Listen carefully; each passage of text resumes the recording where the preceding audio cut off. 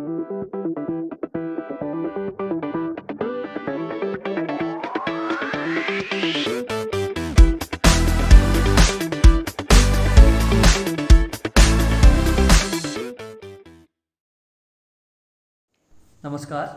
आचार्य के online platform में आपका स्वागत है। यह एक निःशुल्क शिक्षा का प्लेटफॉर्म है जिसमें हम कक्षा 9वीं 10वीं 11वीं 12वीं के बच्चों को निःशुल्क पढ़ाने का प्रयास कर रहे हैं। तो यह है आपकी बायोलॉजी की सीरीज़, जीव विज्ञान की सीरीज़, जिसमें हम कक्षा 11वीं के चैप्टर्स को पढ़ रहे हैं। तो ये है आपका चैप्टर 3 का पार्ट 2। तो अगर आपने पार्ट 1 नहीं देखा है तो पार्ट 1 देखने के लिए आप आई बटन पे क्लिक करके पार्ट 1 पहले देख सकते हैं।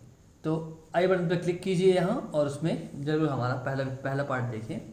तो पिछले लेक्चर में हमने बात की थी जीवाणुओं के बारे में, जिसमें हमने देखा था कि मोनेरा जगत क्या है और जीवाणु के उत्पत्ति के बारे में हमने समझा था कि जीवाणु किस तरह से आए हैं। फिर हमने प्रोकैरियोटिक और यूकैरियोटिक के बीच की जो अंतर है उसको हमने समझा। उसके बाद हमने समान लक्षण देखे और उसको हमने तुलना करके देखा कि किस प्रकार से जीवाणु जो है वो पादप से अलग है और ब्लू ग्रीन एलगी से अलग है। इसके बाद हमने जीवाणुओं का वर्गीकरण देखा और वर्गीकरण के बाद आज हमें पढ़ना है जीवाणु कोशिका की परासंरचना। ठीक, तो आज का जो हमारा टॉपिक है उसका नाम है जीवाणु कोशिका की परासंरचना। ठीक, तो जो जीवाणु कोशिका है उसे समझने के लिए, जीवाणु को समझने के लिए उसे हमें पहले देख पाना इम्पॉर्टेंट है। तो इसके लिए हम एक माइक्रोस्कोप का यूज़ करते हैं, उसका नाम है इलेक्ट्रॉन माइक्रोस्कोप, जिसको हिंदी में कहते हैं इलेक्ट्रॉन सूक्ष्मदर्शी। तो इलेक्ट्रॉन सूक्ष्मदर्शी तथा विभिन्न अभिरंजन विधियों का उपयोग करके जीवाणु कोशिका का अध्ययन किया गया है। ठीक, तो इसके माध्यम से हमने अध्ययन किया है और उससे हमने समझने की कोशिश की है। तो सबसे पहली चीज़ हमें क्या दिखी कि जीवाणु कोशिका के बाहर 3 परतों का एक कवच है। ठीक, जो उसकी रक्षा करता है। तो जो इसकी कवच है उसमें पहला है आपका संपुटिका, जो सबसे बाहरी परत है उसको बोलते हैं संपुटिका। दूसरे को बोलते हैं कोशिका भित्ति और तीसरा है आपका कोशिका कला। तो इंग्लिश बोलते हैं कैप्सूल, दूसरा है आपका सेल वॉल और तीसरा है आपका सेल मेम्ब्रेन। तो कोशिका कला के भीतर जीव द्रव्य पाया जाता है जिसमें विभिन्न कोशिकांग स्वतंत्र रूप से बिखरे हुए होते हैं। तो ये भी आपका इंपॉर्टेंट है कि कोशिका कला मतलब सेल मेम्ब्रेन के अंदर आपका द्रव्य भरा होता है और उसी द्रव्य में अलग अलग कोशिकांग रहते हैं जिनका अलग अलग कार्य रहता है। तो जीवाणु कोशिका है एक प्रारूपिक प्रोकैरियोटिक संरचना प्रदर्शित करता है। ठीक, तो प्रोकैरियोटिक संरचना इसमें प्रदर्शित करता है। प्रोकैरियोटिक क्या है कि जो इसमें आपका न्यूक्लियस है, जो आपका केंद्रक है, उसके बाहर की परत नहीं होती है। तो डीएनए और आरएनए जो होता है वो कोशिका इसी में जीव द्रव्य में बिखरा हुआ होता है साथ में। ठीक, तो जीवाणु कोशिका की प्रमुख संरचनाओं का विवरण निम्न प्रकार से। तो हम एक एक करके इसको समझने की कोशिश करते हैं कि कौन कौन सी कोशिकांग वगैरह पाई जाती है।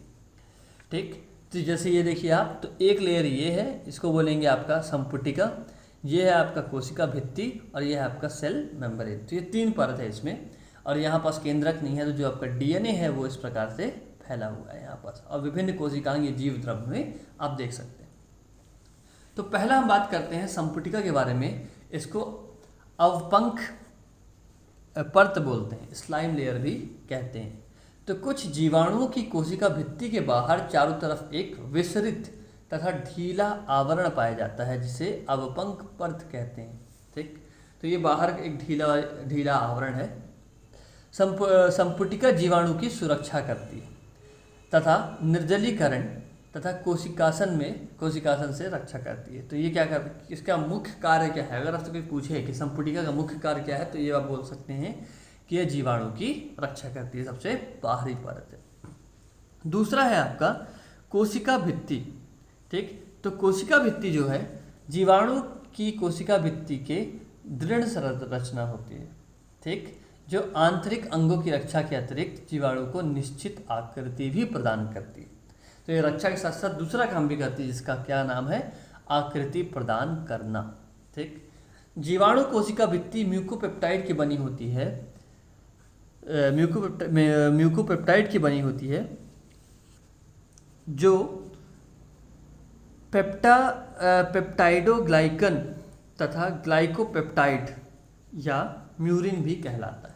तो ये अलग अलग नाम है, आपको सिर्फ मेनली ये याद रखना है कि म्यूकोपेप्टाइड से बना हुआ होता है। तो ये आपका कोशिका भित्ति था। ठीक, अब इसके बाद ये देखिए आप स्ट्रक्चर इसमें, तो ये सेम है, ये आपका सेल वॉल है और ये आपका प्लाज्मा मेम्ब्रेन है, जिसको सेल मेम्ब्रेन भी कहते हैं, और बाहर वाला आपका स्लाइम या एनवलप भी कह सकते हैं। ठीक, तीसरा है आपका कोशिका कला, जिसे बोलते हैं सेल मेम्ब्रेन। तो यह कोशिका भित्ति के ठीक नीचे जीव द्रव्य के चारों ओर पाई जाती है। तो ये तीसरी परत है। यह सजीव एवं पारगम्य होती है। सजीव पारगम्य का मतलब है कि यह कुछ चीज़ों को अंदर और कुछ चीज़ों को अंदर से बाहर निकालने का कार्य कर सकती है। जैसे पोषण होता है तो पोषण को बाहर से अंदर ले जाना, और जो भी यहाँ का वेस्ट मटेरियल होता है उसको बाहर अंदर से बाहर निकालने का काम भी यही करता है। कोशिका भित्ति और कोशिका कला के मध्य का स्थान परिद्रवी अवकाश कहलाता है। ठीक, तो कोशिका भित्ति सेल वॉल और सेल मेम्ब्रेन के बीच का जो स्थान है उसे परिद्रवी अवकाश कहलाता है। रासायनिक रूप से कोशिका कला लिपोप्रोटीन की संरचना होती है अथवा यह फॉस्फोलिपिड्स और प्रोटीन की बनी हुई होती है। तो आपको क्या याद रखना है कि ये लिपोप्रोटीन की संरचना होती है। तो लिपोप्रोटीन फैट को भी कहते हैं। अगला है आपका कोशिका द्रव्य।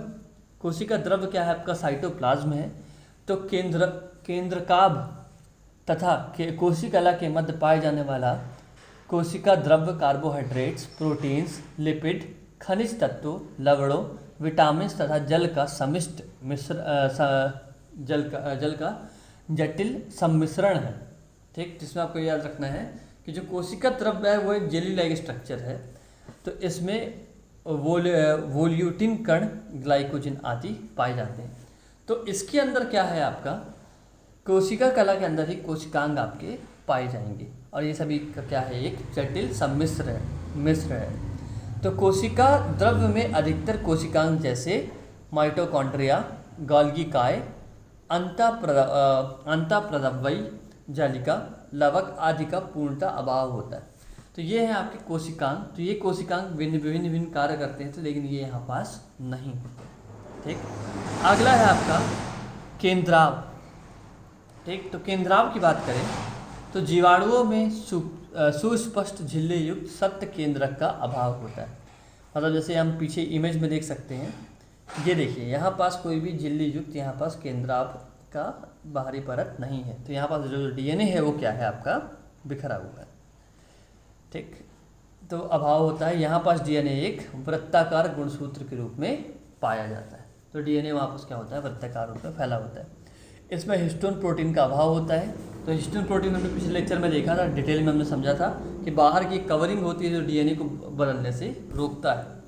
जीवाणुओं में इस वृत्ताकार गुणसूत्र को ही केंद्राव तथा अथवा न्यूक्लियोइड अथवा प्रारंभिक केंद्रक अथवा जीनोफोर कहते हैं। ठीक, तो बहुत सारे नाम है। तो इसी गुणसूत्र को ही केंद्रकाव या न्यूक्लियोइड कहा जाता है। अतः जीवाणु कोशिका का केंद्रक आद्य होता है, अर्थात इसमें केंद्रिका, केंद्रकला तथा केंद्रक द्रव्य का अभाव होता है। ठीक, तो यहाँ पर आपको सिर्फ ये समझना है कि बाहर इसकी कोई झिल्ली नहीं होती है, इसमें हिस्टोन प्रोटीन नहीं होता है, और जो डीएनए होता है वो आपका जीव द्रव्य के अंदर फैला हुआ होता है वृत्ताकार रूप में। ठीक, ये देख लीजिए यहाँ पास ये फैला हुआ है, यहाँ पास कोई भी प्रॉपर स्ट्रक्चर यहाँ पास नहीं। सबसे बड़ी पहचान इसकी जीवाणु की यही होती है। ठीक, तो ये था आपका बेसिक इनके बारे में कि ये आपका मेनली इम्पोर्टेंट क्या कौन से इसके अंदर है। तो मेन इम्पोर्टेंट आपके यही कोशिकांग थे जो इसमें मेनली पाया जाता है।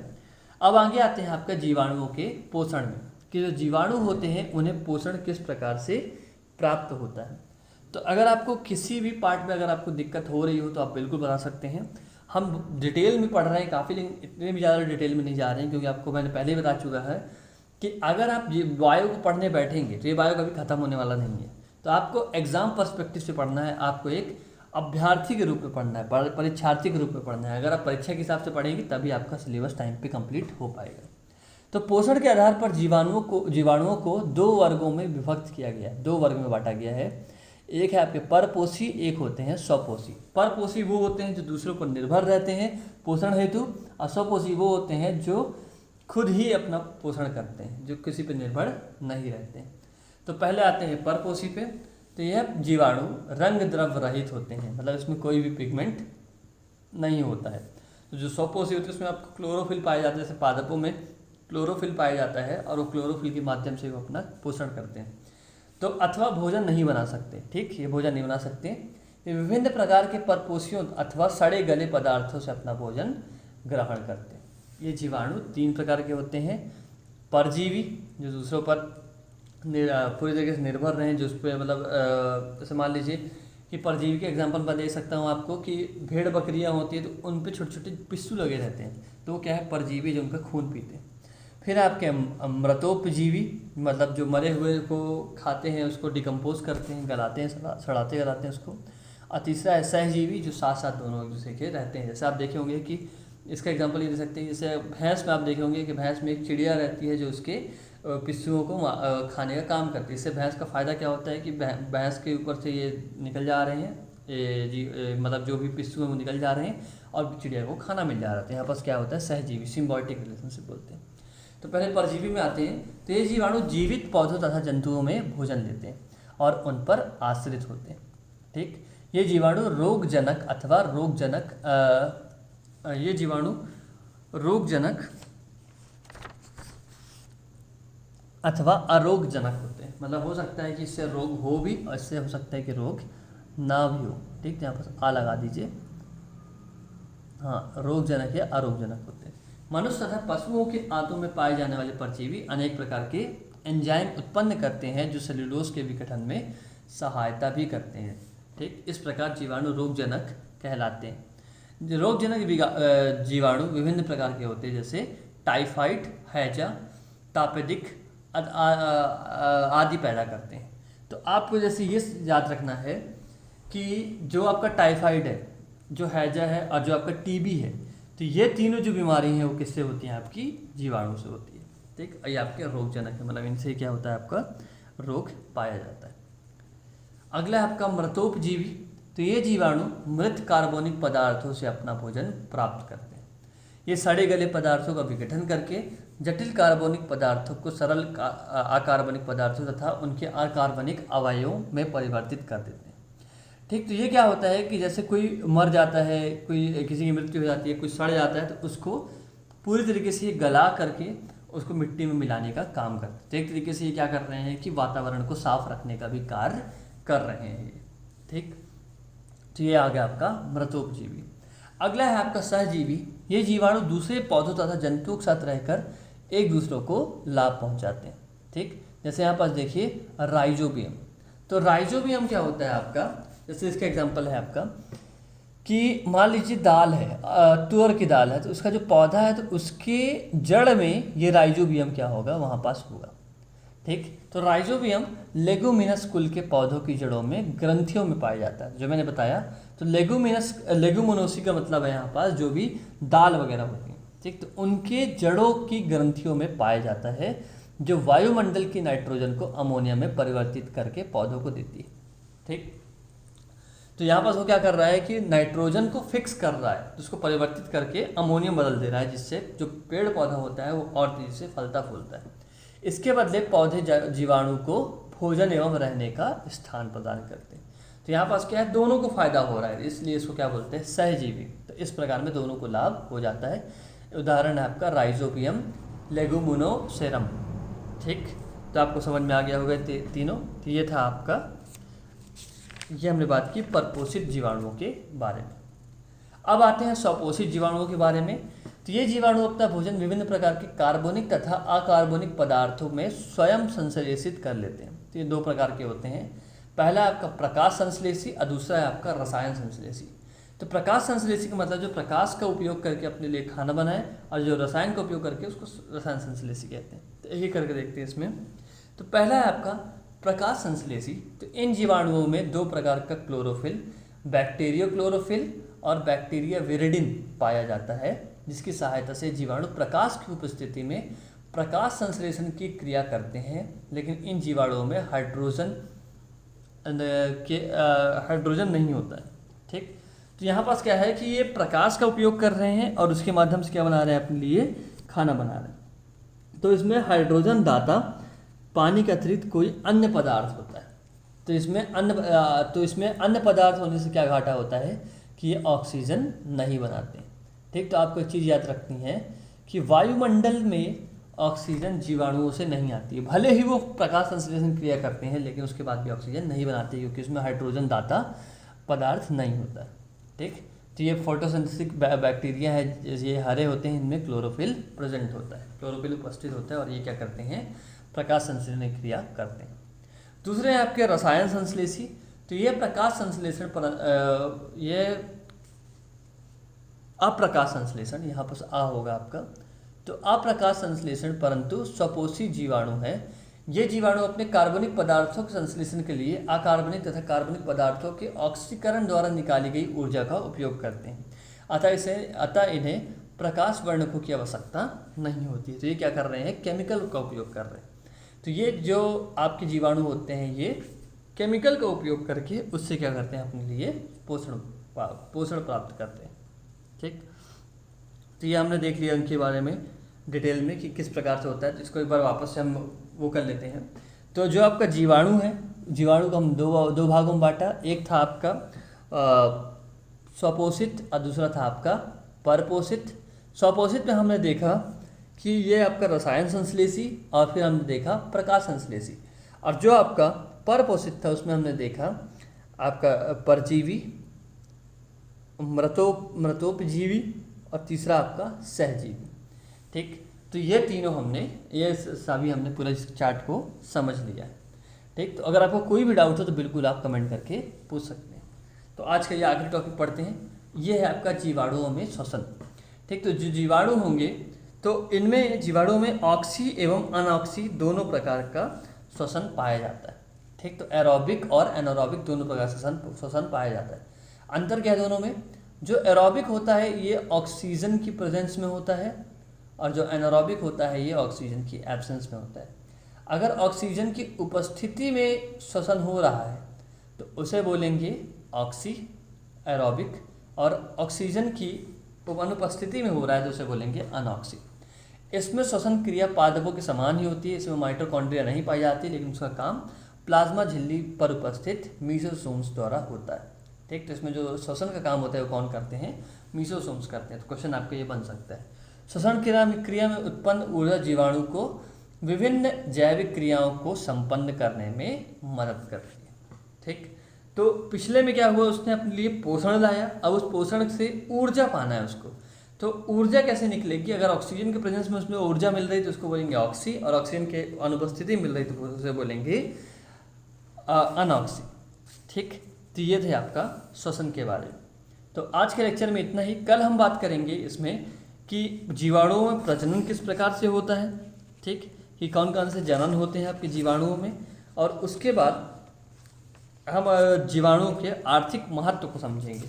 और इसी के साथ हमारा कल का ये चैप्टर कंप्लीट हो जाएगा और उसके बाद फिर हम इसके क्वेश्चंस को सॉल्व करेंगे।